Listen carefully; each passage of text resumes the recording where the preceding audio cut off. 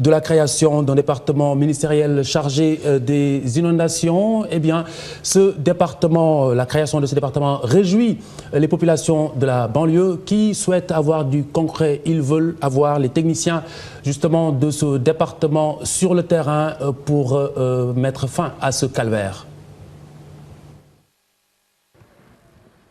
Un bassin qui inquiète les populations, des maisons encore inondées. Voici ce qui attend le nouveau ministre en charge des inondations. Pour certains habitants de Gounass, les eaux leur rendent la vie impossible.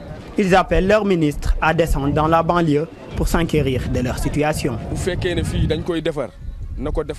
Si le nouveau ministre veut réellement régler le problème des inondations, il faut qu'il le fasse de manière efficace et durable.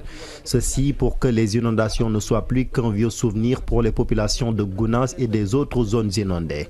Parce que si on lui a confié une tâche aussi importante que celle-là, c'est pour qu'il descende sur le terrain, rendre visite aux sinistrés, connaître leurs problèmes et essayer d'y apporter des solutions. Les autorités de certaines communes d'arrondissement estiment que la collaboration doit être de mise.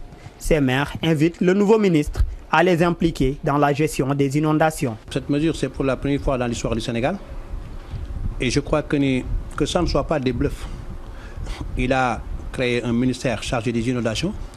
Et je crois que ce ministre, s'il veut réussir, il doit discuter avec les collectivités locales. Nous sommes vraiment optimistes et d'attendre le ministre qui doit vraiment, et je dirais qu'encore le plan Orsec, on doit démarrer ça d'ici le mois de janvier. L'état général des inondations, il faut que le ministre fasse ça.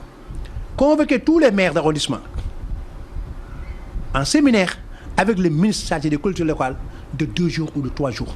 Chacun va dire qu'au niveau de la d'arrondissement, voilà les points bas.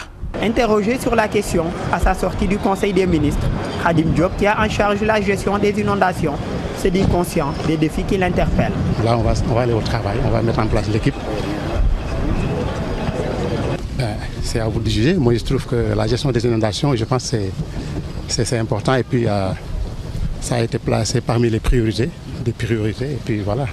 Donc, nous allons nous mettre au travail. Voilà.